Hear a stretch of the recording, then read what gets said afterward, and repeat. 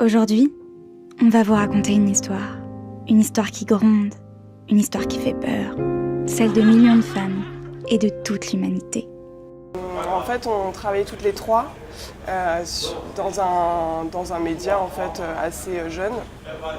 Et en fait, un jour, on a reçu des bouquins, on a commencé à parler des règles autour de la table. Et en fait, on a eu beaucoup de questions du style « Mais vous avez vos règles tous les mois, ça se passe comment? Pourquoi il y en a qui souffrent? Pourquoi d'autres non ?» Et là, on s'est regardés toutes les trois en se disant « Mais c'est sérieux ?»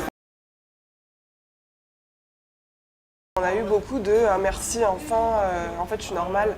Et nous, c'était vraiment le but, en fait, de vraiment briser le tabou autour du fait que les règles ne doivent pas être douloureuses. Un soir, avec mon père m'a emmenée aux urgences, un soir, parce que j'avais vraiment extrêmement mal, et on a pensé que c'était, je sais pas, l'appendicite ou que, je sais pas, j'avais un truc bizarre. Et le lendemain, en fait, j'avais juste mes règles, et je me suis dit, putain, je suis allée jusqu'à aller aux urgences.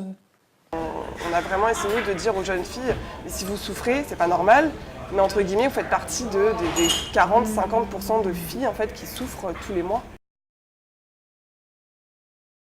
On est arrivé à un moment crucial, je trouve, dans la société où d'un coup, il y a eu beaucoup de libération de la parole, que ce soit sur la sexualité, sur la jouissance féminine, sur l'orgasme, sur les règles, sur plein de sujets en fait, assez tabous encore pour nous les femmes. Et on n'a pas été les seuls, et c'est ça qui est bien, c'est-à-dire que nous on a sorti le documentaire et le Instagram, mais après il y a eu 5, 6, 7 Instagram qui ont suivi. En fait, on a un groupe avec toutes les filles qui ont tous les autres comptes et du coup, ça nous permet d'échanger. Récemment, on s'est fait toutes censurer en fait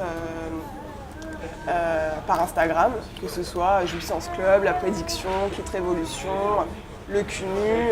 On s'est toutes fait en fait censurer et donc on a créé un groupe pour essayer de se tenir au courant un peu si on avait des échanges avec Instagram, les solutions qu'on pouvait envisager. Est-ce qu'on fait une pétition? Est-ce qu'on fait une campagne de prévention? Est-ce qu'on lance un truc dans les médias pour que d'un coup on en parle et qu'on soit débloqué? Donc oui, je suis en contact avec toutes les filles.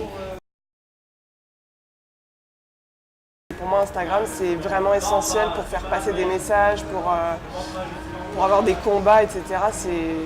Pour moi, c'est le réseau social en fait, aujourd'hui qui est nécessaire, quoi.